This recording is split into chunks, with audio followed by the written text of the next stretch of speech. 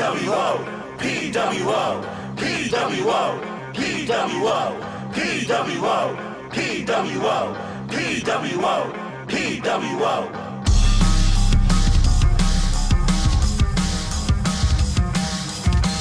Spoiler there. It's Monday. It's the start of the week. How's everybody doing? You know, Good. Yes, you can. All right. I'm just over here switching blades. pass. We, as always, I'm your host Matt. We got the Dean of Old School, D. White. Mm-hmm. We got the Codfather, Ryan Coddington. Always switching blades. The man rocking an original PWO shirt, Jeff Hitman Hall. Woohoo! Breathe Put with the that 10. switchblade. Put that 10. That is not the PWO slogan, but okay. Yeah. And as always, back by popular demand, it's Pat. What's up? That's right. You don't get a last name or a nickname, Pat. Look, it's everyone- popular demand. after People about know who 5 you. seconds. Happy birthday, Danhausen. Oh my gosh. Yeah. You gotta this. Things gotta be on the show, and someone's we lost Pat. Great. Pat, yeah, okay. That's fair. Hey man, look, gotta wish people happy birthdays, and we do have to send our condolences and our best wishes to the family of Xavier. That was intentional, and you're way driving too yourself to soon. work tomorrow. Mm-hmm. Gone way too soon. Hope everything. Hope his family does well. It's not easy losing someone. Yeah, that young Sure. too. The second Ring of Honor heavyweight champion, as I recall. Yep. Oh, Man, a lot we can go down there, but that'll have to be another countdown. It's Monday. It's your start of the week. And there's a kind of good bit of news today. I don't know if anyone's gotten to see the script yet, but what? I might have seen it. breaking down some walls here. We got a lot of reports. We have a Thunderdome that's being built or is built. We have New Japan coming on Friday. We need to talk about stands. Some comments from Rusev. And top 10 tonight. Real emotions in pro wrestling. Let's get firing because we got to get to these lists, man. Yeah, Yep, we do. So Thunderdome. Thunderdome. Don't waste your time on stupid stuff. Yep. Please. I've been waiting Thunderdome. 2 weeks now for this list. I just have one thing to say to Dwight. Dwight, they're building a cage of steel. I know. What it's forced to talk about when that came out and they were called it Thunderdome. I immediately looked up the movie. I was like, well, they've got to put a cage in it. It looks just like the movie from Beyond Thunderdome. And then someone sneaks out a photo of them building it, and oh my god, it's gonna be a Thunderdome. At least that's what it looks like. What's laid out on the floor. That's all. I'm saying. So At least that's they actually showed what? Did it leak or did it? It leaked. It It was came out on. leaked, It was on Wrestle Talk. I think. I mean, we released a picture. For Does it look What? anything like the like Red Asylum that TNA had? why It's do like, I look, it's pre-production. It's all laying on the floor in the photo. You can find it online of what leaked. But it looks like it's going to be round. That's all. Why do I feel like Vince saw the California Love video for the first time and they just bought that set, and that's what it's Well, going to be? Or Or it's Madden. gonna. Oh, go ahead. Or I was going to say, or it's the Scorpions "Rock You Like a Hurricane" video. Go look it up. That's Hey, guys, we're making fun of this, but we do have to mention Kevin That's a good Dunn one, was Dwight. part of this press release on this one, saying Bucktooth? that Okay.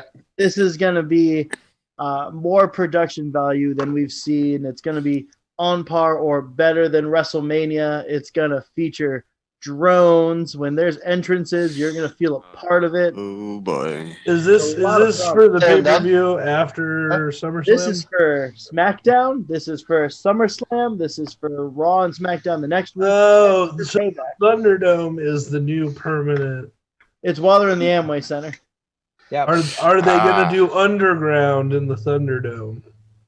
We don't Is know. it- We'll find out. Is it going to be the Thunder Down Under? Only if it's in a VR experience that I can pre-order. Man, this is Is NXT staying at Full Sail? NXT Yeah. is staying at Full Sale. Sucker. They This got is- cucked. Hey, Yeah, if I think if about I that. may, NXT's on not Yeah. going unopposed this Wednesday. You're the minor No leagues. AEW on Wednesday. Yeah, and everybody's gonna flip their lid when they beat Dynamite by 800,000 because there's nothing else on. There's nothing else to compete against it. Yeah. The start of the NBA playoffs is this week. Oh, I hope they get crushed. It won't happen. It won't. They may. He I was played- going to go back. If you say Kevin Dunn had lots to say about it, if Kevin Dunn's part of it, all those drone cameras will look like this. Yeah, I'm gonna say yeah. Have you ever seen that? Have you ever seen that video of the chair shots? I think it was Seth Rollins, and he was on the stage. There's the cameraman just Yeah. with the camera, and I'm like, why do you think that's good? Why? And you switch cameras like that every Camera time cut, someone man. gets hit, get cameras. Yeah. Oh my god. Anyway, let's get off of that. We got other stuff to talk about. Yeah, Yeah. let's take a quick stop here and talk about the horrifying thing that happened to Sonya Deville this weekend. Anybody? This get turned into a PA. What? Why? Hey, is there a certain member of our wrestling fan community who works at a guitar store, eerily reminiscent as the guy that got arrested at Sonya Deville's house? I'm just saying. No. Did you see the picture? How Did dare you see the Yeah, picture? yeah. I love him. I'm not accusing him of anything. I'm just talking about the resemblance. Wait. Have you seen this guy, Pat? Did Jim Montgomery try to abduct Sonya Deville? No, God, his doppelganger. Doppelganger, yeah. Did they actually try to abduct her? Like, what is? I only saw the headline on this. So Have the you seen the guy, report is- Pat? I know. Okay. Oh God, we gotta bro- find this guy. Okay, I'm the going guy to break. Cool. The guy breaks into her house with the intention, I guess, with zip ties and tape, all kinds of stuff. Her alarm goes off when he cuts the screen door. She and someone else leave, and then the cops show up. He's in her house and gets arrested. He confesses his plan to kidnap her to the police. That's where it is. So here's what I want to say: stand culture. Stop it. Like there is being a fan, and then there is this. Right. Like So was it like? Did he admit that he was just like a crazy obsessive fan, or was this just actually someone trying to abduct a? He stalked her online. He made all kinds of comments in her Twitter page and Okay, on so Instagram this and all is that. like a legit stalker. Well, yeah, case. 100%. Yeah, and and before we came on here, I was scrolling through Twitter and saw that Big Swole had mail sent to her house from fans. So it's not just happening to one person. Then when it gets escalated to an incident like this, it kind of makes us all kind of take a look at things around us and just makes you shake your head. Well, it's just there's one thing about social media. It makes you think you sort of know someone you don't. And that's, unfortunately, that's just not going to go away. If I could throw a little old school in here, when I first discovered the internet back in 1992 or 93, when I was in college, it wasn't what it is now, but you could look up people's phone numbers and addresses and things like that. I was one of the first things to do. So me and my buddy found Bobby Knight, the former coach of Indiana's home phone number, and gave him a call. Holy smokes! He hung up on us. It was cool, but isn't there something called a phone book too? You could use that too. here's the thing. but somebody like that, they don't list their phone number, unlisted numbers. That's how Unlisted. Here, Gotcha. we're getting off topic. Whoa, Make sure whoa, we're staying whoa, on whoa, task whoa. here. So, Jeff, these are the guys. so No, guys, one guy. guys, focus. no. The guy next to Sonya Deville Run is out the of time guy, for this and, list. and the other guy is someone I sent you just for a practical joke. That's why I was asking if this Once was one of again, the guys. This is now Sonya Deville. This happened with Big Swole and Cedric Alexander. Ethan Page of the North of Impact recently said, fans sent pictures to his grandmother to have signed by him. It's crossing the line. All right. Whenever you send mail to Meemaws, that's when it crosses the line. I get being a fan, pay to go see him at a meet and greet, go to a show, but Right. send them out of their house, calling them, nah, man, cut that out. again, this is why I take everything with a grain of salt. Like, well, fans loved it. Yeah, and they're also breaking into people's houses. So there's that. Right. All right. So Fan is short for a fanatic. Just throwing that out there. True. Dave Meltzer said something quite interesting recently. Uncle Dave. Good old Uncle Dave, Ooh. who said virtually everyone in WWE has reached out to AEW about a future in the company. Now, apparently, the sole difference is Roman Reigns. Right, of course. Roman Reigns is apparently the only one who hasn't. Braun Strowman has come out and refuted this, saying, "No, that's fake news." Well, I'm sure Rollins hasn't. He's company man. Just saying. You sure? It's true. So immediate reactions. I think it's true. I think I mean, honestly, if you're saying has reached out, I mean, look, that could mean just an off comment like, hey, to actually looking for a job. And when that many people got released all at once, I mean, who didn't seem like anyone was safe. So yeah, I mean, that would make sense. Yeah. Did it specify like during a time period or just in general? Because if there's no time period, I mean, this could be at any point in time, since AEW was born, pretty much. And when you bring out when you put out a statement like that, it's just to put yourself back in the news, and that's what Dave Meltzer does. He puts these bogus, fake news headlines out just to put attention back on himself. Now, do you think it's actually bogus, or do you think there's truth to it? But there's definitely truth to it. But the thing is, when you're so vague about it and you don't give a specific timeline or dates, like over the last couple of months or anything like that, AEW's been around for a year and a half, almost 2 years now. So within 2 years, and then like Matt said, with the mass firings, why wouldn't they reach out? Yeah, not to mention, that's happened in the last 6 months. So anybody who knows anybody could be as simple as, hey man, if I'm next to get cut, like, you think there's an opportunity for me? And also, with the sort of fiasco that COVID testing has been at WWE, and AEW doesn't seem to be having that same, or they seem to be on top of it a little more anyway. Yeah. Well. Yeah, of course Rollins hasn't made a phone call. I'm sure he's one of the two. Well, like he said a couple weeks ago, you just got to give time. Reigns. Roman Reigns and Braun Strowman were the two that basically says not. No. Apparently, according to Dave Meltzer, Roman Reigns is the only one who didn't reach out. Yeah, but that can't be true either. So everybody called and only Roman Reigns didn't. I don't believe that either. There's got to be a mix. There got to be less people. It's because he's Samoan. He's always gonna have a job in WWE. Meltzer is it's like take that for what it's worth. Trying to make news, positive news for AEW. Yes. Sure. I thought it was interesting. So, up next, let's talk about some interesting comments made between Machine Gun Carl Anderson and Dax Harwood. Ooh. So this had an interesting trail here on Twitter.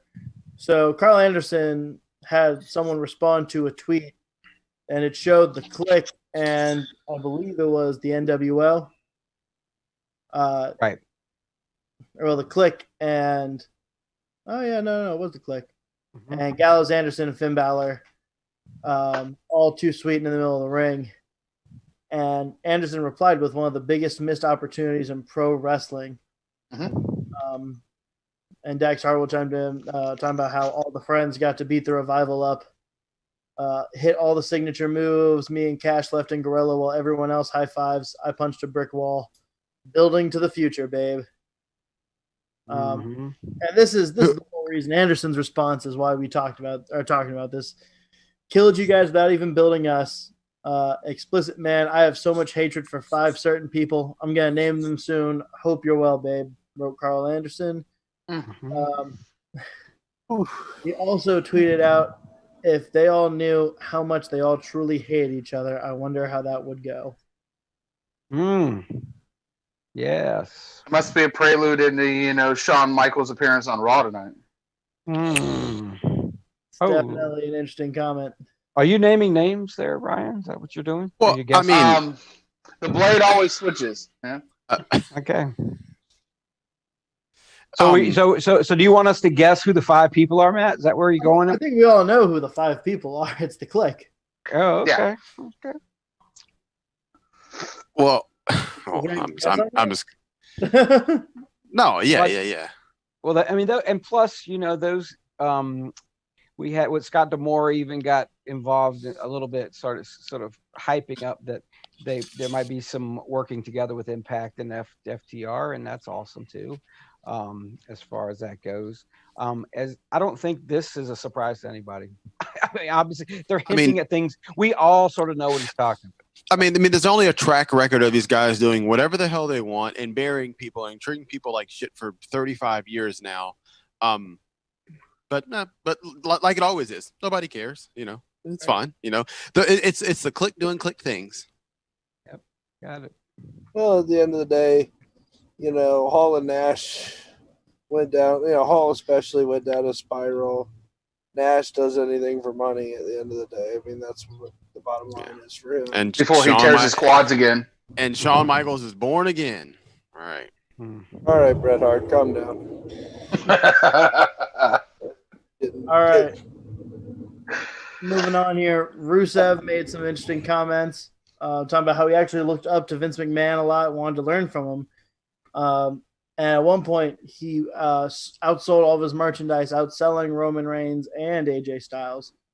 So a faster rate than all of them. Yeah, but that wasn't. Oh, I'm sorry if you weren't done. I thought no. So he responded. I loved his comment though, because that's such a window to Vince McMahon. There is no way that this went unnoticed. I was number 1 in merchandise sales, selling more than Roman and AJ. He revealed. Also, I always wanted to learn from Vince. He knows a lot. I sit and listen. Sir, okay, if that's what you think, I'm cool with it. I always had everyone on my side agreeing with him about the way I was used on TV. But my second meeting with Vince was about the merchandise sales. I was just a feeder man. I said, Vince, we just sold out all our merch. We beat Roman, we beat AJ, we beat everybody. Vince responded, what do you mean? When I told him the shirt is sold out, he's like, maybe they didn't make enough, as in they didn't make enough shirts. Rusev responds, Miro, they don't make enough shirts, and that's why my merch is sold out. Not because we're doing good. Really? You're not going to give me that excuse? I never understood it because the more money I make, the more money WWE makes. Busted my explicit to get to the top level, and I'm finally getting close, and they're just not letting you get to that level, and I don't understand why. They started putting my segments early just so the Rusev Day chants were away. I think, what am I here training for? I even started getting to acting classes, worked on my body, worked on all the extra stuff. I also just recently reported that apparently Vince McMahon told Rusev that fans are chanting Rusev Day to mock him. No, that's the one that got me. I was like, what the heck?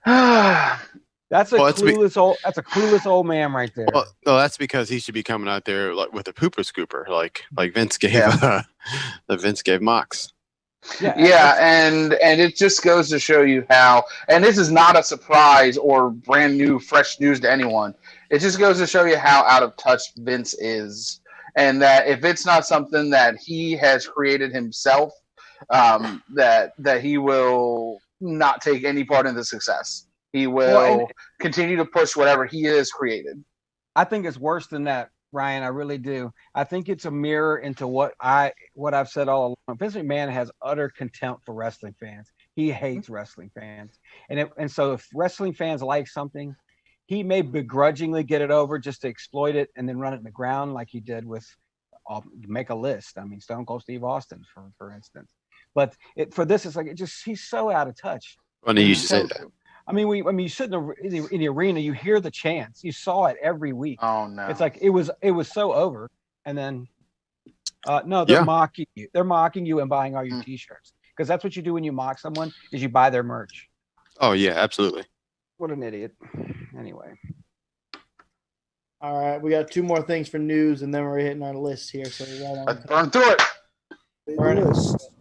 As we learned, I'm gonna go ahead and put a quick spoiler alert for anyone who might want to avoid it. I mean, it's all speculation until it's proven. But so Asuka earned her number 1 contendership match, or earned her number 1 contendership against Sasha Banks on Raw, and on SmackDown she became the number 1 contender for the SmackDown Women's title. Both matches set currently for SummerSlam. And there's been the recent Yeah, that's happened. Asuka's got to face both of them. If you don't, how does she wrestled on both? She's gonna wrestle them both at So SummerSlam. there was a tri-brand battle royale to determine the SmackDown number 1 contender. Asuka last eliminated Shayna Baszler. Okay. So Asuka's Why gonna do we wrestle them keep both. doing this to Shayna Baszler? Ugh. Well, Why do we keep doing this to Asuka? Well, dude, just listen, wait, Jeff. no, Because listen. super push. Okay, sorry. Listen Okay, to the listen to the rumor. This is the big rumor right now. It's not confirmed. Obviously, we can't confirm it. So Payback is not this weekend. It's next weekend. And they've already confirmed that the SmackDown Women's Tag title, or not the SmackDown Women's title, the Women's Tag titles will be on the line. The word is that Asuka is going to beat both of them, and it's going to be Asuka 4 belts. Asuka's gonna win the women's tag in a handicap match. I mean, Matt will You mean be they're doing not gonna- somersaults, but No, I no, don't no. think. Hold on. Yes. Hold on. You mean they're not going to Asuka put fan. Xia Li It's with a her? horrible decision. I Dude, guess. I love Sure. Asuka. Like I'm an Asuka mark. This is stupid. Listen, this is a hot take. This is putting everything you've built your women's divisions to be over the last 4+ years, and you're sending it down the pooper. All right, you have talented women on the roster, and yet you're burying them. All right, I don't understand why we continue to call women up just to have them job out or to be eliminated last in, freaking Royal Rumble or even the Battle Royal on SmackDown. It just doesn't make any sense why we try to build talent and then we just flush it away.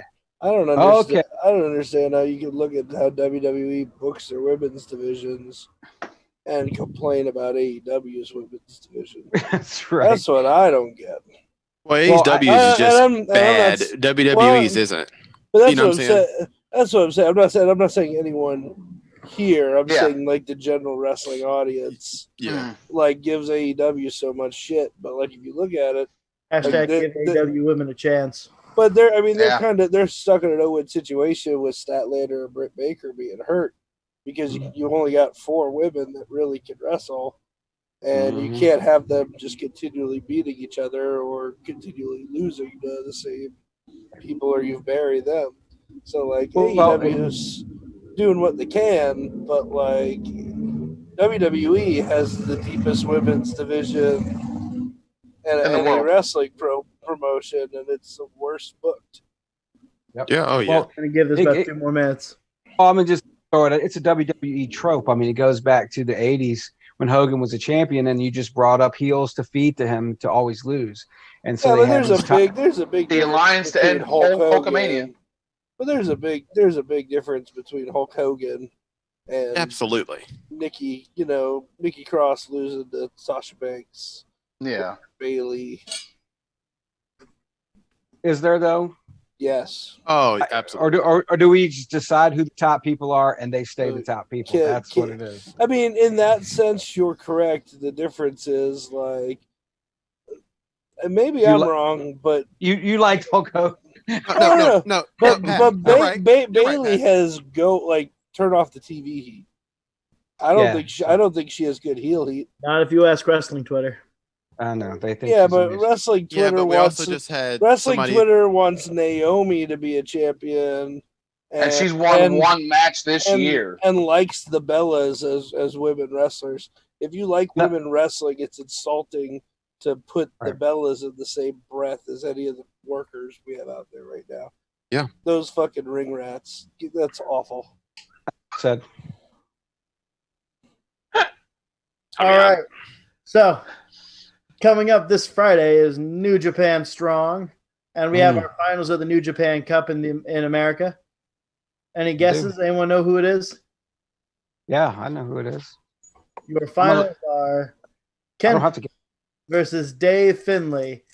Mm-hmm. I'm just gonna let you guys forget that I called that weeks ago, but I No, digress. you called it. You did. They're super big on Dave Finlay for some reason. I don't know. I don't personally see it. Maybe it's to try and get Fit Finlay over to New Japan. Hornswoggle. Well, I mean, Dave Oh, Finley's God. not bad. You know, he was, you know, he got hurt. They were kind of gearing him up Yeah. toward that. And so, you know, let's give him a shot at it. We'll see. I think it would have been interesting to see what was going to come of him before he got hurt. But I think probably Kenta's going to win. That's just my Oh yeah. So it'd be Kenta because versus Finn Juice wasn't bad either, you know. right. Kenta versus All right. Jon Moxley for the U.S. title. Then And I hope Kenta Sure. kicks his head in. Agreed.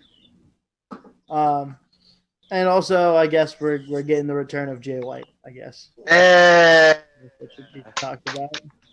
The T-shirt. There's no Yeah. no The one mid card, who's Jay facing- White. I don't understand everybody's disapproval for Jay White. Look, It doesn't Don't matter, understand Ryan. it, Ryan, and it I doesn't know matter. And I know that's for another episode because I want to get Yeah. to this freaking list. Yeah, just my, Alright. my only response to you on that is you guys, the way you guys talk about Kenny and you try and support Jay White, that Kmart version of him, come on, man. Stop. I'm gonna- He's great value, Kenny Omega. it's not the same. One's a wrestler and the other one does is Jay theater. White. And the other Like- one's Jay White. Yeah. Like One's maybe the best wrestler on the world, and the other one's Jay White. please don't do that. Not today, please. Jay- Let's get to our top 10. Alright. Jay Let's White, get- Again, Hey, Jay let's White let's get is move a- on. Jay White To is our a top great 10. mid-card wrestler. He's a great mid-card title-holding wrestler upper mid card at worst. at best. This is great. You have Jeff Hardy's career plan at best. Jeff Hardy can go drown himself in freaking whiskey. Get out of here. Yeah, they got about the same promo skills, that's for sure. Spoiler alert. All right. It's getting real dark all of a sudden. All right, I guess we're gonna go into our top 10. Let's roll. For those of you who are just joining us, I know this was actually shared in our neighborhood group. I gotta get ready, man. I gotta get ready. It's emotional. Usually every Monday, we didn't last Monday, but usually every Monday. Sorry, Ryan. Yeah. We do top 10. All of us give you a top 10 on a category. This week's category is top 10 emotional moments in professional wrestling, excluding deaths and tribute shows. Right. Just because that could probably take its own top 10, honestly. Right. Unfortunately, that's true. I mean, wrestling being what it is, there's just been too many of those. So, And Yep. I'm gonna go ahead and tell you guys right now, my number one kind of blurs the line of that, but I'm taking it. So well, all right. Well, don't. Yeah. And It's I, also I have an honorable mention that blurs the line. me too. So I'll start if that's cool with everybody. go for it. So I have an honorable mention of John Cena announcing the compromise of Bin Laden at the end of Extreme Rules. ooh, I forgot about that. When he came back out to announce to the crowd Compromise. that's literally the word we use. Compromised permanently. Because they couldn't Mhm. say killed on Extreme Rules. PGTV. Not Yeah. too extreme a word to use. Wait, it was Extreme Rules or was it Capital It Punishment? was I extreme. forget. It was Extreme extreme Rules. Okay. rules. Okay, all right. Punishment would have been just so much better. Too perfect. Yeah. I know. Capital punishment would have been too perfect. For would have anyone been- who's watching Raw, We Shawn know- Michaels returns tonight. We know WWE doesn't book that well, so it couldn't have been. Yeah, that's true. No, but it's just a really neat scene, and obviously, like, moments like that are you remember as messed up as the U.S. is and all the problems we have. Like we're still the most awesome country in the world, and like you get behind those USA chants. It's a really neat moment. And like 2011, not a lot of people had smartphones still, so a lot of people were hearing him say it, hearing the news for the first time. And we don't have a lot of moments like that anymore with the way social media is. So that's kind of one of like the last great moments that like you could tell an audience of thousands of people like a major world event happened. So it was a cool moment. So that's my honorable mention. All right, who else is honorable mentions? I got two. All right, go ahead. Go ahead, Ryan. All right. I have 5, as always. Vince McMahon dies in a limousine explosion. Just a brief glimmer of just hope for us true wrestling fans, and then at the same time, general concern after their stocks plummet the next day. Jerry Lawler's on-air heart attack on Raw, and Michael Cole's emotional. That's a death. Just because he was it doesn't mean he didn't die. He didn't die. That's why I did make the list. That was in 2012. Mark Henry's retirement speech on Raw in 2013. Triple H returns 8 months after tearing his quad on Raw in 2002. Yep. Also and then last honorable mention, and this is just because it wasn't in my time era. I don't remember it. So just going back to watch it, it just didn't hit me the right way. Miss Elizabeth reunites with the Macho Man Randy Savage at WrestleMania 7. I think if it was during my era and I was a little older when that had happened, I feel like it would be higher. But I'll talk about it later. I'll talk about it later. I know. Somebody will get me. All right, Dwight, you had an honorable mention for us? Yeah, I got a couple of the King of the Ring 1998, the Undertaker Mankind match, just all the emotions, just cringing and everything else. And Magnum TA's car accident when that happened, and especially his return when he came at the Crockett Cup when he walked out with the cane and they helped him out. That was, because he was a top guy, man, and then he was just gone. It was sort of like similar to Edge, except for, it was just, he was just over instantly. And then one that I sort of blurred the lines because it wasn't really a death and wasn't really a tribute. It kind of was a tribute, but I don't know if you remember, but in October of '99, Nitro ran a show at the Kemper Arena. It was the first wrestling show post Owen Hart dying, and as a tribute, Bret Hart wrestled Chris Benoit that night. One of the best matches you'll ever see. And Bret Hart said that they wanted to put on a match to be worthy of his brother, and it is a really good match. So those are my honorable mentions. I got Paul Orndorff turning on Hulk Hogan. Oh God, that's a good one. That is a good one. I got Orndorff turning on Hogan. I got the last Nitro episode in general. You know what I mean? Not that it was great by any stretch of the means, but you kind of just didn't know what in the world was going to go on. You know what I'm saying? And what else do I have? Oh, I have Psycho Sid breaking his leg on WCW Sin. I had that on my list and I took it off.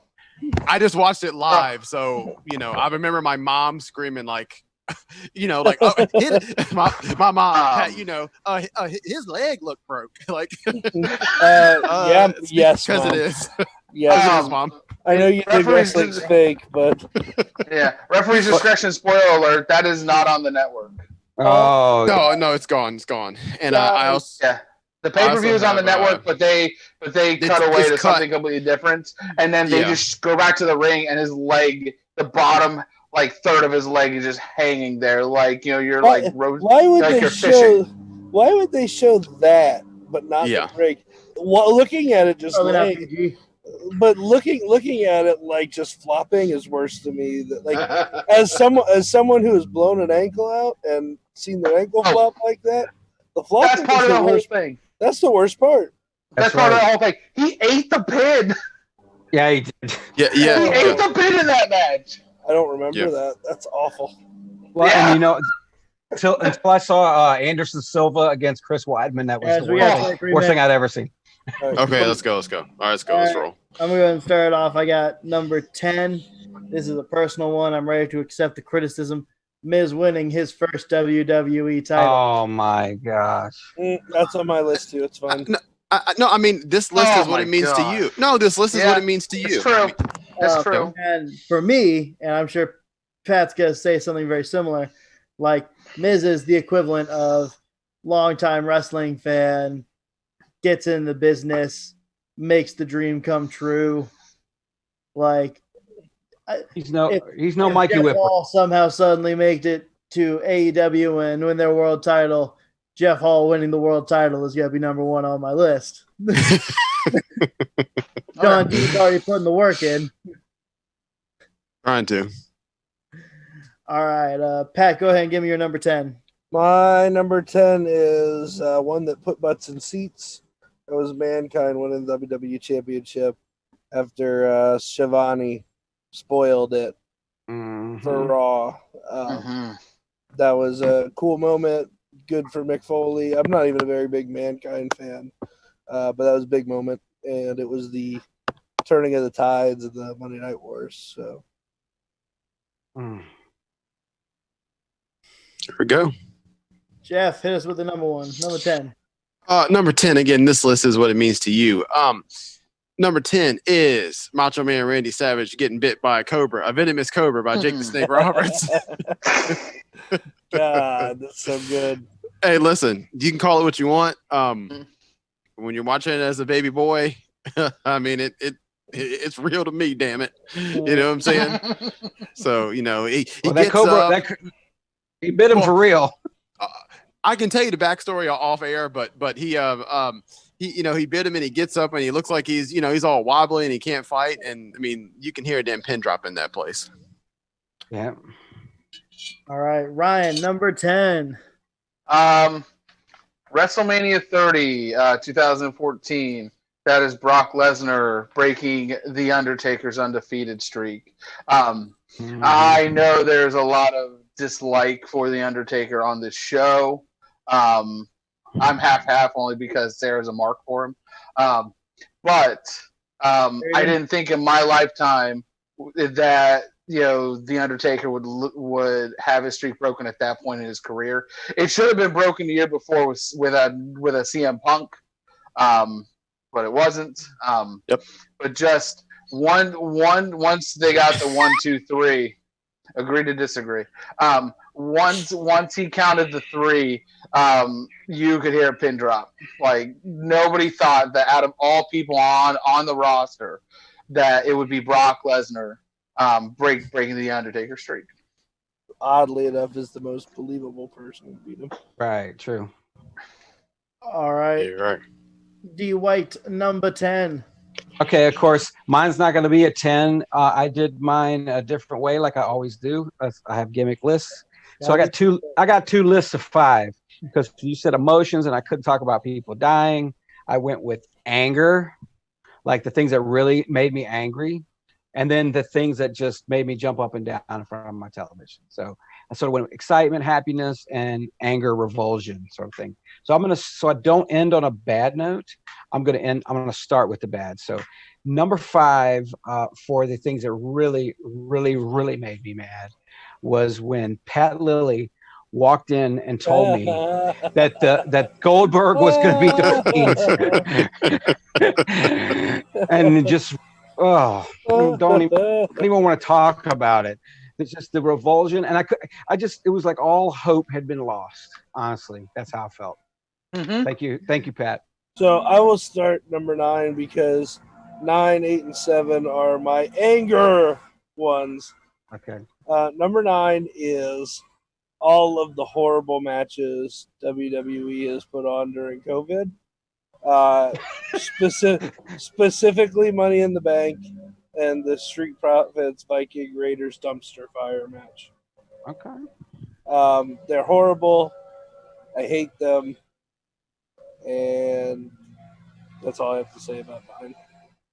I'll go ahead and go at 9, and I'm ready for the coughs now. It's Kofi winning the world title at WrestleMania, and that moment is incredible, but it's the video of Chad and MVP crying right as like the 3 hits. Oh, yeah. I told Matt this should be disqualified because I think Chad being dead makes that more emotional. No, I disagree because just the fact that even you have MVP there on his own and he's reacting to it, I think for as long as he's been in wrestling, that meant a lot to him. I would think that if this one gets disqualified, my number 1 definitely does. Oh, okay. No, I don't. I think you're good. All right, Ryan, hit me with number 9. I was going to guess that yours is going to be like Jinder Mahal wins the world title too. Is that going to be one, Matt? No. I don't have Jinder on my list, unfortunately. No But one should hinder Jinder. That At was a number great title 9, run. from 2002, WrestleMania 18, The Rock versus Hollywood Hulk Hogan. Just and I think the atmosphere of the Canadian crowd just boosted this match up and made it what it is today. The match itself is fine. It's good. But I think just the double turn that the crowd forced, and then you just see Hulk just Hulk up and just get back to his, yellow and red stripes there. It was just a really just great visual to see the match progress. And it's definitely one of my favorite WrestleMania matches to go back and watch. Mm-hmm. All right, Jeff, number 9. My number 9 is CM Punk in 2005, his last Ring of Honor match against Colt Cabana. Oh, okay. Knowing that he was going to go to WWE, and for him kind of being like, him and Nigel, to be honest, but being like if one indie guy is going to make it, like, in air quotes, him, and then saying how he was going to sign for WWE, and then he heel turned and then signed the contract in there in the ring, and then everybody gave him shit for it, and only for him to kind of just go like completely 180, like out the door. It was because you didn't know what was going to happen. It was pretty good. How did that match end? He went out on his back, Patrick. Attaboy. There you go. And a 2 out of 3 falls match. Yep. All right, Dwight, I'd say number 9, but I think yours is a different list than mine. Yeah, so it's going to be this is going to be the positive 5. So number 5 on the positives, kind of got me in the feels big time. I could watch it over and over again, and that's a combination of Diamond Dallas Page's intro, but then Jake Roberts' Hall of Fame speech in 2014. Yeah. Oh my gosh, he had the entire crowd at once just silent when he was talking about sort of all that he had gone through and everything, just being a huge mark for him anyway as a kid. But that Hall of Fame speech, man, that got me right in the feels. So yeah, Jake Roberts Hall of Fame speech. And then of course Diamond Dallas Page gave like a 15-minute intro, which was also amazing. And knowing that those two guys have been such close friends forever, it was an awesome that whole moment. All right, now we're on to number 8. Ryan. Yep. I'll piggyback off of Jeff. CM Punk's last match in Ring of Honor versus Colt Cabana. Ring of Honor Punk, the final chapter in 2005 for all the same reasons. All right. Jeff, number 8. Yes. Number 8, again, this list is my list, for different reasons. We all have our own list. Number 8 probably could be a number 1. It's Eddie and Benoit at WrestleMania 20, 2004, just because of, just everything, well, I guess we didn't know what was coming down the pipe, but, just the glass ceiling and those two guys being WCW guys and WCW guys being billed like they weren't good enough, you know what I'm saying? And for both of those guys not to be, Triple H or Rock or just huge guys, physically, and to get there, to get all the way to the pinnacle with your work rate and your hard work was great. All right. Pat, you good or you need a minute? Yeah, I'm good. I just working from the deck here. Sorry. He's getting darker out here. My number 8 to continue the string of anger is Seth Rollins killing the Fiend's push with a mallet. Mm. The mallet itself was stupid. The ending was stupid. The booking was stupid. And it is everything that WWE has become to being known as. I think you missed the red lighting part of that entire match. That The made red you felt lights. like that you were. It made you felt like that you were playing Virtual Boy all over again. I don't even want to talk about it any more than I have to. When I don't want to we're talk about off Seth air, I Rollins share a tweet. more with- than I have to. I'm gonna go ahead and go next because my number 8 is Cody versus Dustin Rhodes at Double or Nothing. Mhm. Oh man, made you a believer, and God made you an AEW fan Yeah, Mhm. for sure. just for that promo alone about killing. I don't need a partner. I No, need a brother. I Nah, don't need a brother. I'm not here. Oh, to kill my terrible. brother. I'm not letting you I'm here retire. to kill the Attitude Era. That That is Cody that- Rhodes promo, both of the natural promo too, where he was killing where he killed Goldust. Mhm. Went back to the natural. That was like we talk about the Cody promo, but that Dustin promo man was really Mm. good too. All right, Dwight, 4. Okay. Yeah, number 4 on my anger list. Mm. Okay, the things that really made me angry, and you all know because it's legendary, but you don't know unless you watched it happen live after just paying $29.99 on your cable bill to watch the Montreal Screwjob like I did, and to watch it happen live because it wasn't just that because I got the dirt. I was a Oh, subscriber I watched it live. to PW Torch, and so I knew Bret Hart was leaving. That was not a mystery, but the way that ended up, and I'm going to tell you what my initial feelings when I saw it happen was I knew Sean, and Sean was in on it. I could tell by the look on his face. I was like, that is the fakest, shocked face Oh, yeah. I've ever seen in my life. The greatest Well, work in professional wrestling. Swear Yeah. to God, I had no idea. Yeah, right. And I so, remember anyway, I remember my dad yelling like he was like, "Oh man, they effing screwed him!" Like you know what I'm saying? Like my dad was like, "Huh?" Like like just couldn't believe. Not that he couldn't believe it, but was like they actually did it. Like you know what I mean? right. It was, So it that was yeah, good. and I was angry that I paid my hard-earned money to watch it. All right, I'm gonna go next year. This is 7, yeah. Sure. Yes.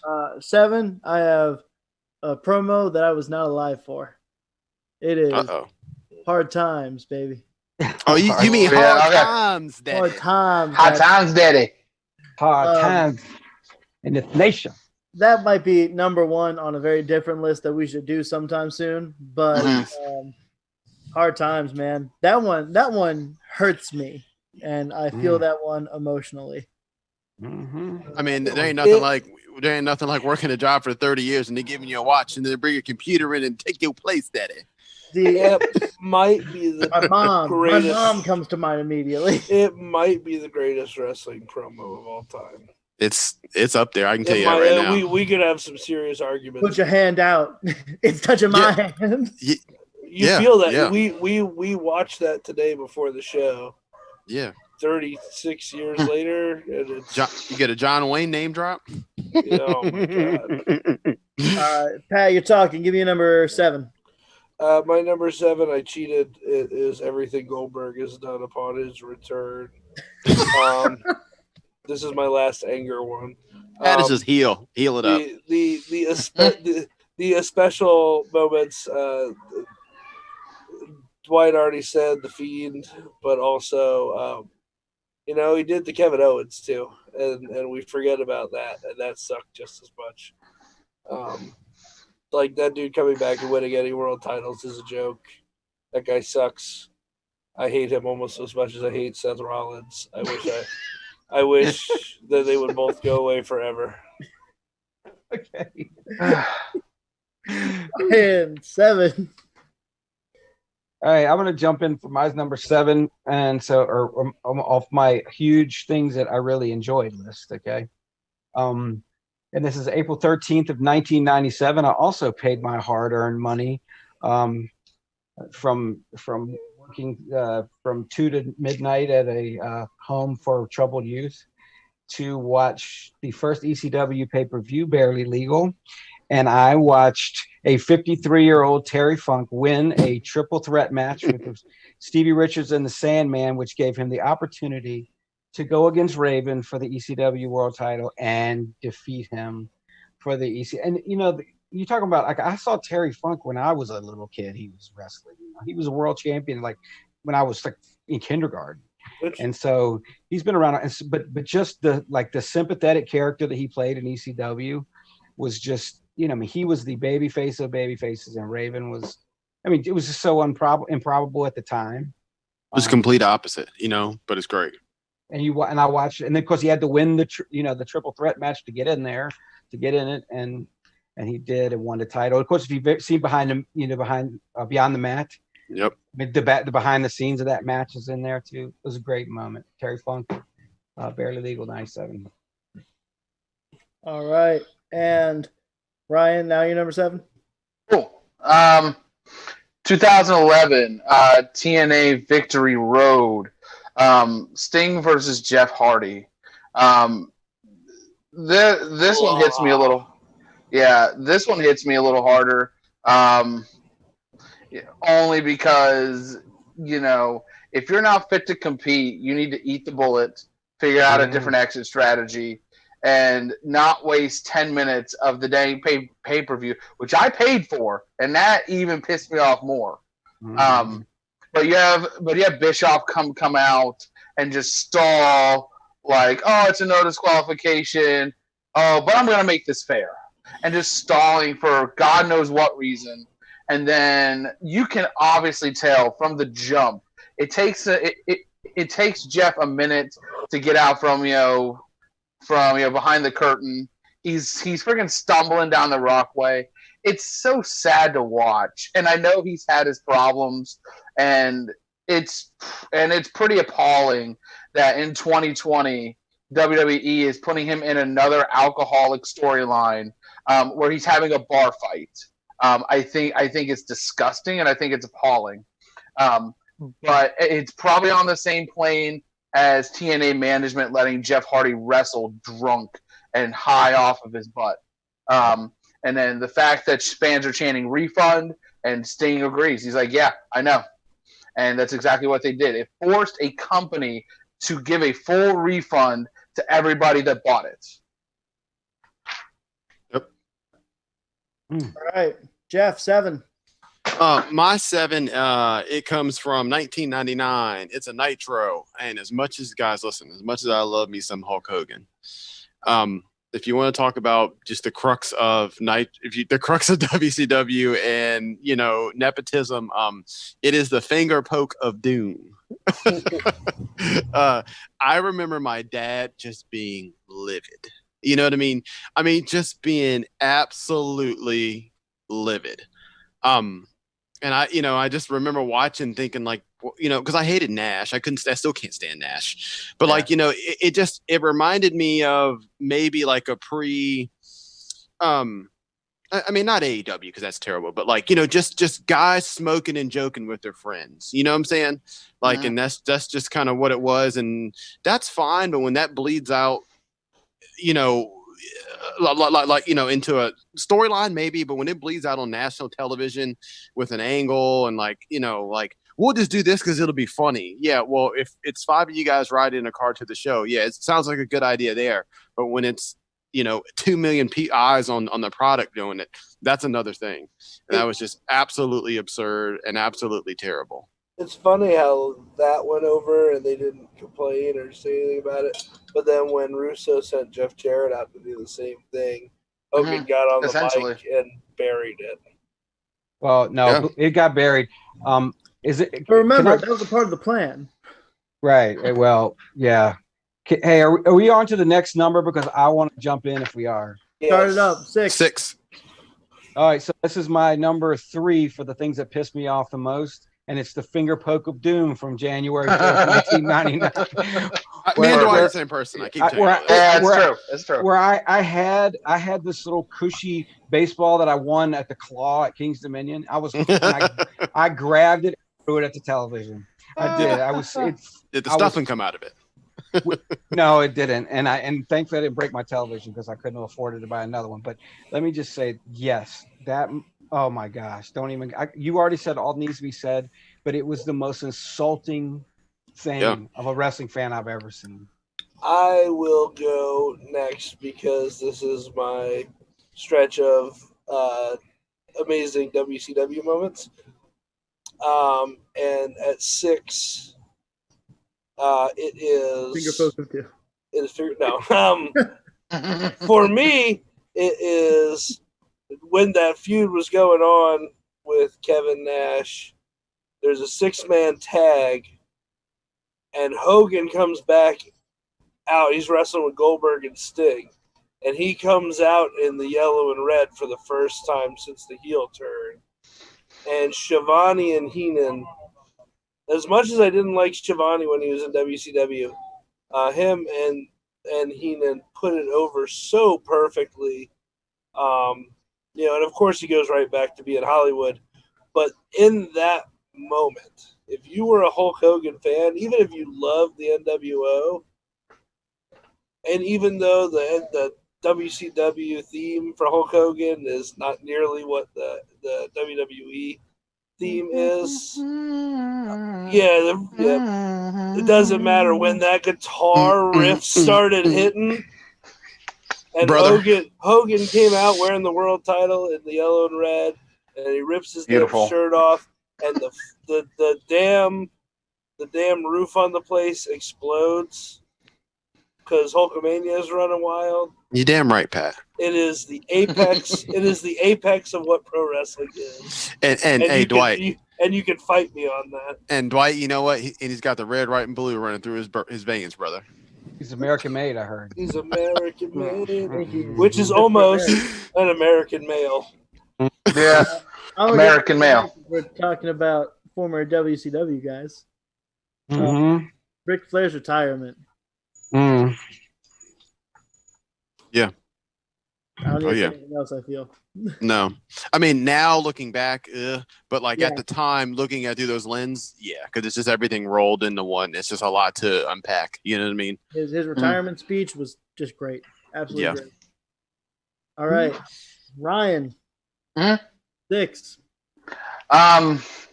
Mine comes on the SmackDown following Judgment Day in 2004, and there's a lot of wishy-washiness about the validity of actually what happened, and there is a rumor that this individual died briefly in the ring, but it was Eddie Guerrero's in-ring heart attack in 2004 in an episode of SmackDown. There was rumor for a while that was where he died, which obviously is not true.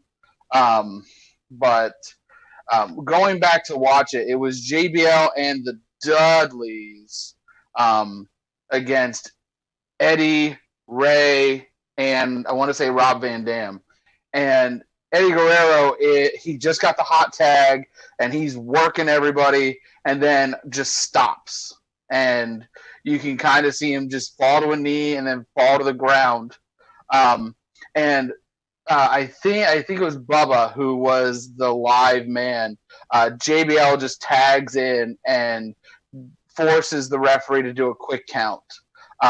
But once Guerrero fell to a knee and fell to his back, there was not a peep to be heard in that other than the quick 3 count hitting the mat.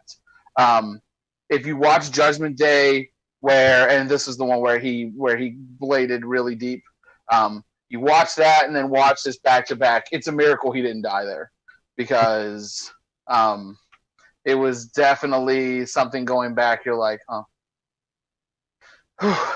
Yeah. Dwight, 6. No, I think I already did that one. I started this one off. I was about to say I'm losing track because of different numbers. Hmm. All right. I'm going to start with number 5 because it's already been mentioned as an honorable mention. It's By God. Jeff, you already That- 6? I don't think so. Sorry. Go Okay. ahead. My So bad. I'll make it quick. My 6 is Cody Dustin Double or Nothing 2019. Cool. Yeah, just I need a because brother. no, because listen, it's new. in the fangled of in this time period of modern wrestling, to have like a Mid-South feel or something like that with real life emotions, it's very very very very rare in this wrestling climate that we're in. And if anybody has a brother, you'll understand. Be my brother. Real quick. Yes or no, so we can discuss it more. Do you think Dustin intended to actually retire when he was taking his boots off, or do you think he knew that I need my brother? It was a work. I've been told that was not planned. Mm-hmm. So I believe that it didn't. I believe that was retirement. Due to the emotion, it kind of didn't look worked. And to me, Dustin's kind of old school. So I'd argue that Cody probably didn't even know Dustin was going to do that. You know what I mean? Possibly. That's what I think. I don't think Dustin told anybody his intentions. No, or honestly, I think it wouldn't shock me if he made up his mind in the middle of the match. Pat, I agree with you 100%. I think both had that. Both made that decision, and obviously they both didn't tell the other. You know what I mean?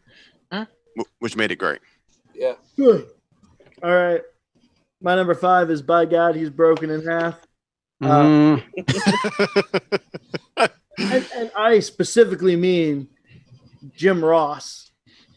Jim Ross's commentary for every horrible thing that happened to Mankind there, because as I've learned is that Jim Ross doesn't want to be told what, so he just calls it on the fly. So that was genuine. By God, Jim freaking Ross literally thought he was dead. Undertaker thought he was dead when he went through the cage. Yeah. That was not supposed to happen. Pat, 5. Number 5 is the official formation of the NWO at Bash at the Beach. The Hogan leg drop on Savage. A lot of mixed emotions watching it live as a kid, because I was right kind of in that age and having an older brother, having someone 4 years older than me who was like in the middle of that teenage rebellious stage. It was kind of rubbing off on me. So like, you grew up with Hogan as your idol, so him becoming the bad guy, you didn't really know how to feel, but it was the cool hip thing, so you immediately kind of latched onto it and loved it. So that's number 5 for me. Ryan, one more WCW for 4, Dwight, don't worry. Ryan, number 5. Already been said once. I'll make it quick. Shawn Michaels versus Ric Flair. Flair's retirement match, essentially. WrestleMania 24 in 2008. The only reason it's not higher is because this storyline of Vince telling Flair, the next match you lose is going to be your last. That had been going since the end of December, early January. So you kind of had the feeling that if it wasn't going to be at the Rumble, it wasn't going to, and they weren't going to do it at like a B show. So it had to be at Mania. You kind of saw the writing on the wall with, his intro. And then, of course, I'm Sorry, I Love You. I want to specify that when I had said that earlier, I mainly meant his retirement speech the night after. I was not including his match. I mean, same deal, Yeah. Jeff, 5. My number 5 is the Macho King and Miss Elizabeth, WrestleMania 7, 1991. Look, Macho was kind of, if you didn't, Hogan was my guy and Hogan was great. But in-ring Macho was a million times better, with charisma. 100%. And he kind of was the guy that somewhat of the crowd, the real fan, that the smart fans were behind. And when he got wrapped up with Elizabeth, when he got wrapped up with Sherry, and he started going down, that road, and then he had that match at Warrior about, it was into his career. It just was a lot. Macho Man kind of really was the unsung hero of, I don't know, 80s, 90s. Most underrated wrestler of all time. Yeah, WWF, and he loses that match, and Liz comes out, and she's got that sequin blazer with the stars on it, and she runs out there, and and Randy's torn. I'm getting goosebumps, and Randy's torn, and he doesn't know what to do, and Sherry's out there, and it's just great. And now it's just like anything else. I mean, he doesn't retire, but then that rolls into him proposing to Liz. And then next thing you know, you're getting bit with a snake, and Jake the Snake sending presents to a wedding with snakes in them. I mean, what else do you need? What else do you need? Sorry, I got on a tangent there. Fantastic, that's great. Jeff, We'll revisit that later. Sorry. That's White. Yeah, man. So this will be on the positive list, and this happened in August 4th, 1997, on an episode of Nitro. And when I thought about this is one of those ones where I wasn't a huge fan, but I remember the moment. It was a live Nitro from the Georgia Dome, and for some reason, Lex Luger beat Hollywood Hulk Hogan for the title, even though it was a short reign.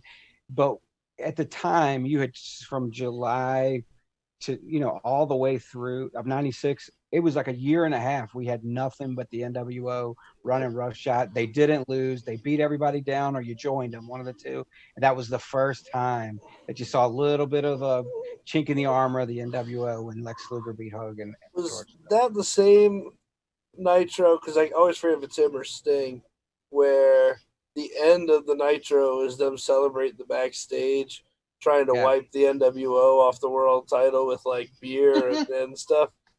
Oh yeah. Oh yeah. And I still don't know why they did that. Why they had Luger be the one that was good, because they built up that Sting. I mean, because that whole feud ended with Sting at Starrcade. Correct me if I'm wrong, but isn't it? The end game there was Luger ended up being the next major name to join the NWO, though.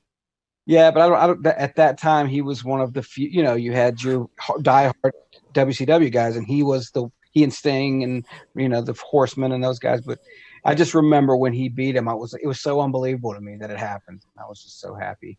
I wasn't happy that I know it was a Nitro, and it wasn't so much that Luger won; it was that Hogan lost. That's what I popped for. All right, is that everyone for 5? Yes. All right, 4. It's already been mentioned. It is WrestleMania 20, celebration in ring of Benoit and Eddie Guerrero. Future looked so bright at the time. Number 4, WrestleMania 20, 2004. Chris Benoit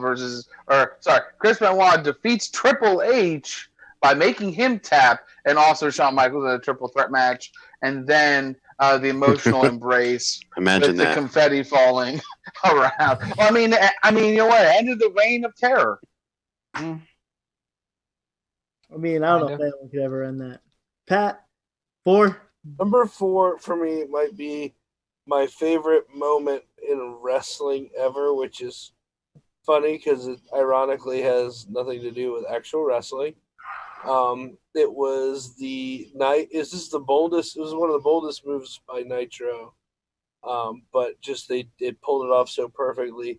Was when Hall and Nash attacked the backstage area and just beat the shit out of everybody with baseball bats. Kevin Nash catches Rey Mysterio and lawn darts him into a trailer. Jimmy Hart comes out and he's pleading with the Horsemen and Sting and Luger. There's a 6-man tag match going on, and they are just wiping dudes out. And Scotty Riggs. Scotty Riggs. Frickin' Macho Man jumps on to the damn limo that they leave in, and they take off in the limo, and you can see him just how he didn't fall off the damn limo as they peeled out. But then not only to have a moment like that where it looks like these dudes are legit hurting people, but the next 30 to 45 minutes of Nitro was them just ambulancing people out. Benoit and McMichael like screaming at people in the back, pushing refs, yelling about the NWO. People saying people saying they saw a third man. It was so real. Like Cody called the cops. it was so not one. There were multiple 911 calls to try and get the police to I got you. the show. Yep. It was unbelievable, and it was bold, and it was amazing. It was one of the best moments in wrestling history for me. It's just awesome. It's such good storytelling at the time. All right. Jeff. Okay, this is 4, correct? Yes. Okay, my number 4, I gave an old phone call to the old dad. And my dad said this had to be on the list. It is the Fabulous Freebirds, Blind and Junkyard Dog. Oh my gosh. Mid-South, 1980. He wasn't gonna see Your his dad baby. would say He was that. never gonna see his baby. My dad said he watched it on. He said it came on channel 26, and he said he watched it. And, you know, I think we can all agree that wrestling has always been better when kayfabe is real, but yes. or kayfabe is alive. He said it was nothing. He said just was for the time. He said it was nothing like him. And then also you still kind of got that African American wedge in there too. He said it was just nothing like it. He said blind him, he can't see his kids. And I was listening to Cornette, and Cornette said back in the day, he said people were, he said almost like church offerings. He said people were writing checks and sending them down to the office down there, because Junkyard was out of work. He had a wife, he had a baby that was being born. He said it was just nothing like it. My dad said that my dad sorry. My dad said the Freebirds were coming on TV with the big glasses on and the sticks and and acting like they were blind. Hey, Jeff, let me throw a little part into that story. Go ahead, Actually, Dwight. I heard it on, I think it might have been on a corner. It was on a shoot podcast. It was when that angle was going on. Apparently somebody rushed up to the ring with a pistol and pointing it, and Junkyard was like, he had to keep selling the fact that he was blind, but he was, and then someone else grabbed the guy with the pistol, like a cop grabbed him. He said he was thinking, oh my God, they're gonna shoot him, but I can't like give up the fact that I'm not blind. So This is what wrestling is missing. Yes, kayfabe is always superior. Yes, It's gone and it can never come back. But You just need a fans to time. try and last Boy Scout everyone. It's like when MJF is calling 6-year-olds, names and making them cry. Like, that's it. You're the best, man. Heal it up. Yeah. Number 4. for me, this is my second most infuriating thing ever in the history of me watching wrestling. And you guys all know from me growing up an NWA fan, and that I'm a begrudging WWE watcher, and I always have been. I always considered it cartoon wrestling, and it was second best.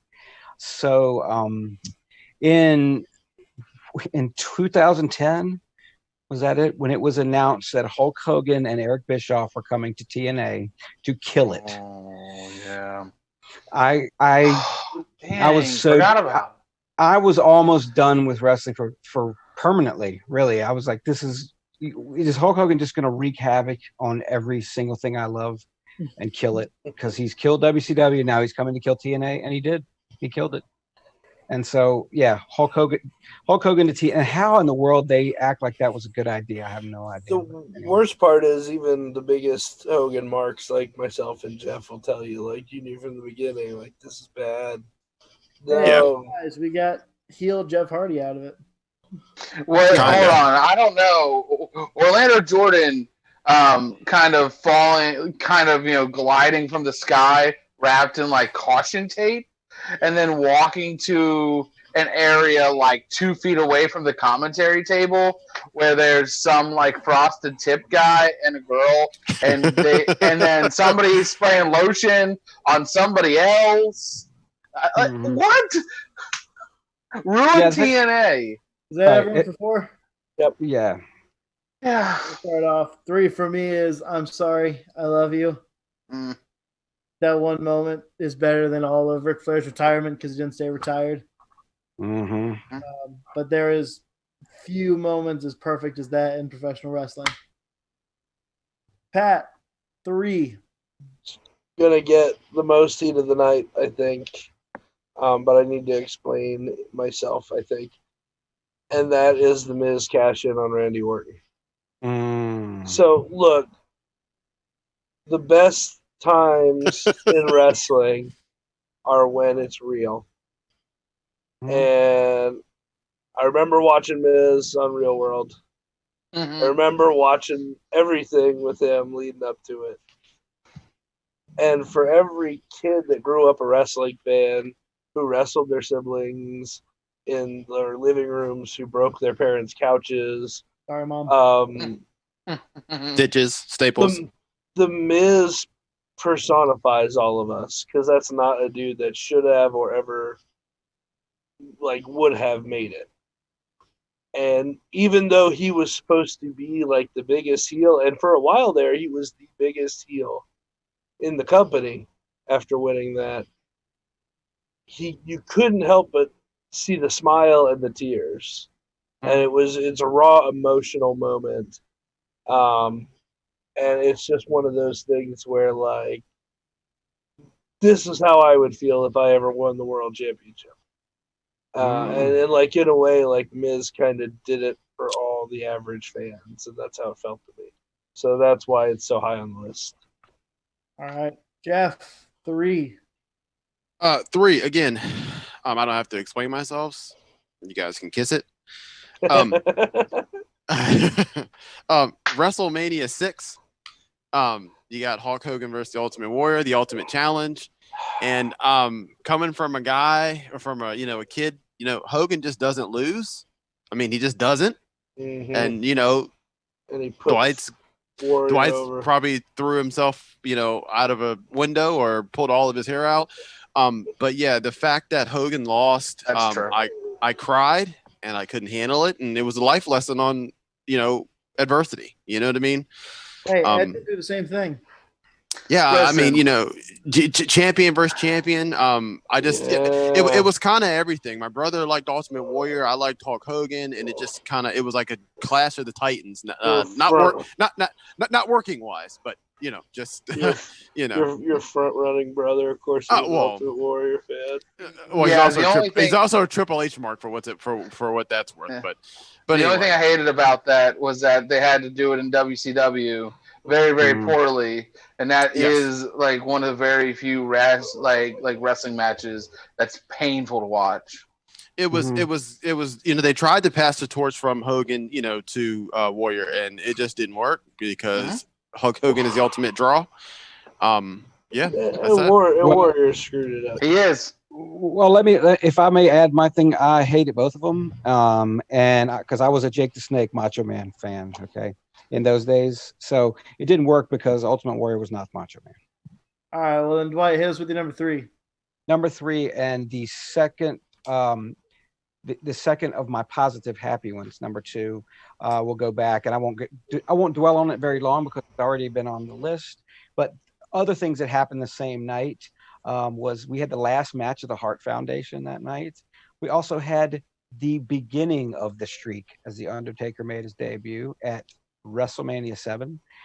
But it was Miss Elizabeth back with the Macho Man when she rescued him at the end and from the beatdown, and just the conflicting emotions. And to know now that they were actually divorced when that happened. Yeah. But I believed it, man. I thought it was the greatest. I couldn't believe it, because Miss Elizabeth was one of those most beloved characters, and she'd been done wrong, and for it to come back, and then of course when Macho, when he holds the ropes for her, to go out of the ring at the end, which he'd never done before. He always made her do that. That was cool. So yeah. All right, Ryan. I'll just say it so we can get on with this. King of the Ring 1998, the Hell in a Cell match between Undertaker and Mankind. Matt's already touched on it. Others have already touched on it. We're good. I'm going to go ahead and start number 2 because this might be the one time I cried the most during wrestling, maybe ever. I'm willing to accept all the criticism. Edge's retirement in 2011. Good Man. stuff. Yeah, I think it speaks Uh, for itself. I will go next on number 2 because my number 2 is Edge's return at this year's Royal Rumble. It's a good one. So we'll go full circle on that. Cool. And the return itself was great. Edge is one of the all-time favorites. And just when that music hit, it was awesome. But really, what puts this moment wasn't the actual return as much as the work that I got caught in. Fact. Because that was, and everyone was there and saw it, and I was the one. It's a beautiful thing, Pat. It's a beautiful thing, and I genuinely don't think I've been caught up in a work like that since Samoa Joe turned and helped Angle win King of the Mountain. Slammiversary. That's probably the last time I really got caught in a work like that, and it just reminds you why, as a 30-year-old, 31-year-old, like I'm still here watching this stuff. Just the moments like that get you caught up in it. Yeah. All right, Jeff, number 2. Number 2, in the wasteland that is WWE, what they say, a clock's right, a broken clock is right 2 times a day. Mark Henry in 2013 in his retirement speech, just from somebody, at that time who was hitting the trails, I mean, absolutely hard. And for him to come out and give that speech, you didn't question it at all. Like, you know what I'm saying? I never thought it's weird. Like the first time ever, like not the first time, but not like, for one second. I never even thought there was a possibility of it being a work. I mean, I just didn't. And I don't know if I was just blinded or, just Mark Henry doesn't play games. So, I just had no idea any of that was coming. And to go to that show, we drove up to Philly and went to that Money in the Bank, and to get there and I got goosebumps now, to be in the stadium, and just listen, like when he came out and like, he was a heel, but I mean, he was just a face. Like they cheered him so much, and a lot of that is Cena, and I'll get to that at number 1. But they cheered him so much, and they missed the boat. But I mean, it just was insane. Like again, like WWE is bad and is terrible, and like they just maybe they didn't accidentally because Mark Henry is great, but they just stumbled into just absolute gold, and it was just great on the behalf of Mark Henry. Somebody gonna get their wig split. Ryan, number 2. This one, this is my list. So the last Nitro was aired in 2001. The late 2000s, we saw an emergence of TNA until Hogan and Bischoff came and ruined that. But not since the mid to late 90s has another promotion come along. So directly, I'm going to say number 2 is Chris Jericho's entrance from AEW Revolution in 2020. It was a WrestleMania type entrance, if you had to compare it to anything. It pretty much showed that you can go elsewhere and be successful. And we all know this because we're all purists in our own way. But it just showed everyone else that the WWE and the machine that Vince McMahon has created is not the end of the world. Okay, you can go anywhere else. It is 2020. Okay, and then the fact that JR says lifestyles change when you're not the champion, when you don't have the champion money. Yes. That sent chills, and you have Jericho just walking down the ramp just for another match. Life's changed, world's changed. Yeah, I remember that. That's so good. Yeah. But it just shows that the E is not Got the that end. so excited. I did that. I did not put that on my list, but I watched that yesterday. It's got that's the one with the choir. For those of you guys that don't remember. Yes, Yep. yes, and the performance is spectacular. Meredith Bell was like the lead singer, but she put something out on Twitter just out of fun, and Jericho reached out to her, which I thought which made this moment even cooler for me. But that is my number 2. Yeah, Shivani says that's a champion's entrance. Like That's a very quietly as he comes on the stage with Pride and Powerful. Yep, that is a So champion's good. entrance. All right, Dwight, what is the thing that makes you the most angriest in professional wrestling? Hulk Hogan slamming Andre the Giant. I will bet you that every one of you, if you thought about this for 5 seconds, could guess it. But let me just tell you, of all the monumental wrestling moments that I've seen live and watched happen, I saw this happen live. I took my remote and turned off the television when it happened. And that is when Shane McMahon showed up on Nitro. I turned off the television and didn't watch it. Oh my god! Because it was over. I was recording it, that's true, but still, I was there watching it live. I turned off my television and said, "I am not watching wrestling tonight." It so ended. It was a horrible day. It was a horrible day, and even though WCW was kind of a joke at that point, it was over for everyone. ECW was gone. Yeah, WCW was gone. It was all gone. We were just conceding. Right. Yep. And so until MLW brought me back in a few, when it started a couple months after that. No, I literally turned off my television. Which was great, by the way. Just we can do an hour show on that, but yes. All right, is that everyone for 2s? Yep. Number 1, I know we want to talk about these a bunch, but we do got to keep it small because we're way over. Ryan, number 1. I feel like I'm due this since we've been waiting for 2 weeks. This is also one that blurred the line a little bit, but it is the episode of SmackDown in Houston, Texas, days after the horrific terrorist attacks on September 11th, 2001. I think we all hate Vince McMahon. He is the worst person on this earth at the moment. But I think that his speech at the beginning, combined with every single member of your roster on stage, either holding a flag or crying, okay, his speech, and then you get Lillian Garcia's national anthem. If you weren't an American then, you friggin' better be, because that will get me every single time. It got me watching. It got me when I watched it when I was researching for this, and I'm not gonna lie, it got me. Vince says, "We will not live our lives in fear. Citizens of Houston and Texas and the United States are not afraid. America's heart has been wounded, but her spirit shines like a beacon of freedom that will never be extinguished." USA.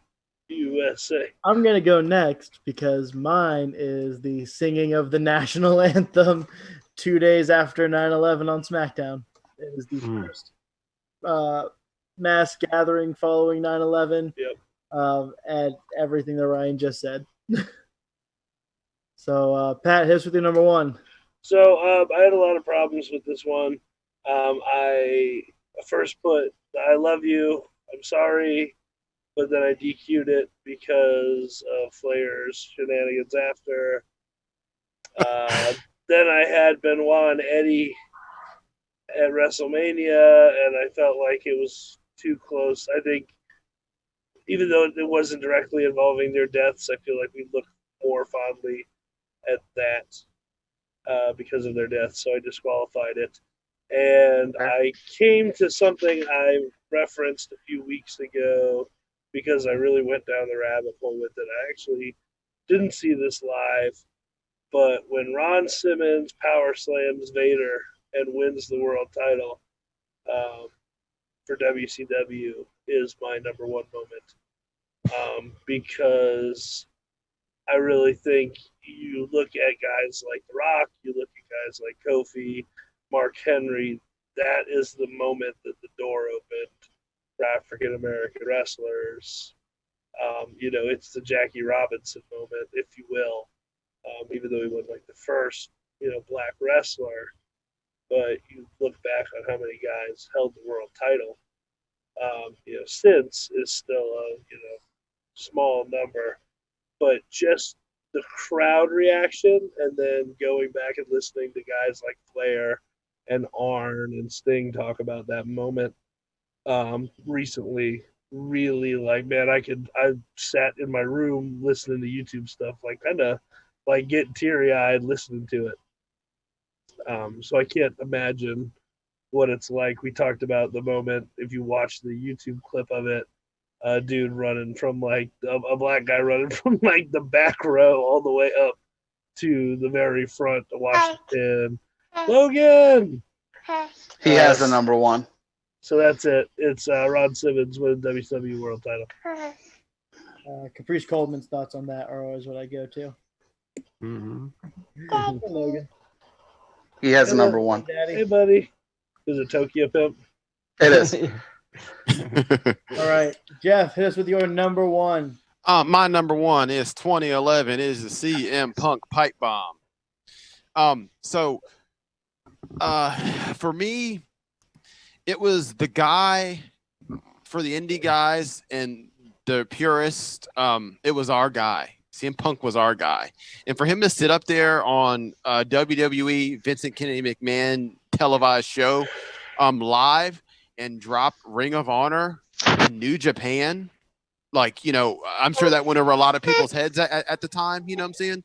But to sit up in here and him to say this and how the company may be better off if Vince is dead, and to pretty much solidify everything that we're talking about now, and people getting bullied backstage and the culture and this and that. I also think that I'm not saying he. Oh, go ahead, Pat. Does the fact that he got all that greenlit to say not change the emotion for you? No, it doesn't, because I mean, you still got. I mean, someone else could have said it, and it probably wouldn't have been. I mean, he still put his touch on it, so it was still from the heart, and if you know CM Punk, I'm sure he didn't say exactly what he told. You know what I'm saying? I'm sure but for the fact for him to say that on national television, and I also think he kind of, and in Punk, you may disagree, you may like him, you may not, you may think he's this, you may think he's that, but for him to say all that on national television and just put it out there, I think he also kind of started this other, he might have put that little seed of inception, the thought in everybody's mind. Also him for saying like, oh, and like Pat, I know you say he's insufferable, but on that end for him to even say like, you know what, well, I don't need wrestling. You know what I'm saying? I don't have to wrestle. I'll just go home. I think that kind of also started, I mean, obviously they didn't start AEW, but I think it just opened up wrestlers' minds to like, oh, well, like, man, like he just went home. You know what I'm saying? Or maybe you don't need Vince. Maybe you don't need WWE. I don't know. I could be, stretching my arm because I'm reaching, but with that, and then also rolling into the Money in the Bank 2011 when he beat Cena and the run that Cena was on, and he kind of was, for me, that was it. That was my Dwight moment. I was like, if Punk doesn't win here, then I don't know when I'll watch wrestling, because like he was the last hope. I mean, he was the last hope. Cena had buried literally everybody, and I don't know. I mean, yeah, but he did win the title on the following Raw. That's right. Yeah, but the best was there were like 10 signs that says if Cena wins, we riot in that crowd that night. That place would have burnt to the ground if Punk didn't. Speaking of Seth Rollins. All right, Dwight. You get the last one. Number one ever that makes you happy in professional wrestling. Well, and I thought about putting All In here because of what it represented, but I'm going to save that for another list, because that was that's really cheating, because that's a whole thing. But really, so I went with a happy, but more of like it's better when it's real. So I pulled up a little segment of this from WCW Nitro, September 14th of 1998 in Greenville, South Carolina, if you remember it. As Ric Flair said, "Thank you. Thank you very much. I'm almost embarrassed by the response when I see this. I know that 25 years that I spent trying to make you happy every night of your life was worth every damn minute of it." And if you remember, he's fighting back tears. because they had a Horseman reunion, and Eric Bischoff said the Horsemen were dead. And then he has this whole moment where he's not fighting back tears, he's crying in the ring, and then he cuts a promo on Eric Bischoff, which they were literally suing each other at the time, and he goes, "Bischoff, this might be my only shot. I'm going to make it my best. Is this what you call a great moment on TV? That's wrong, because this is real. This is not bought and paid for. This is a real life situation." They were literally suing each other at the time. Yep. Just like the night in Columbia, South Carolina, when you looked at me, tears in my eyes, and said, "Gosh, that's good TV." That was real. Arn Anderson passed the torch. That was real. You think Sting was crying in the dressing room like I was on TV, if it was on TV, if it wasn't real? And then if you enter me, he says, "Fire me. I'm already fired," because Bischoff tries to stop him. I was crying. I was blubbering right along with him when it happened. I was just like, "Yeah, screw you, Eric Bischoff. Ric Flair's the best." Of course, they ended up burying him later, but at that moment, man.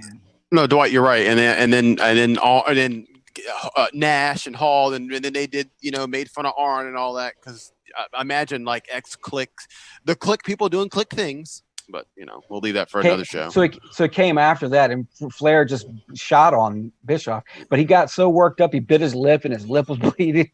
And I mean, it was just that. It was so Greenville, South Carolina Nitro. Yeah, I forgot about that, Dwight. Damn, I forgot about that. Yep. So go watch it. That's a promo. So there you guys go. There's everyone's top 10 real emotional moments outside of death in professional wrestling. We've gone hella over here. We gotta really thank our guys at the production for everything and not just taking us off the air, because really they showed up. We went 40 over. So for that, we thank y'all. Damn. Yeah, I know. We're so used to our Thursdays seeing it be at 9 o'clock. So with that, guys, like, share, follow, subscribe. Find us on YouTube. All the videos are there as well. If you can't get us on Facebook, referee's discretion still on hold while we're getting our equipment fixed. I believe that's it. So they're still recording though. TNA Hardcore Justice is on, is in line. SummerSlam 2000 is in line, and Chris Jericho's Rockin' Wrestling Rager, the first one, is also in line. So guys, keep your ears out for that. So there you guys go. As always with these lists put at 10, we're gonna work our way back. Jeff, flash on the shirt, and we will see you all on Thursday. Thank you very much. Mm-hmm.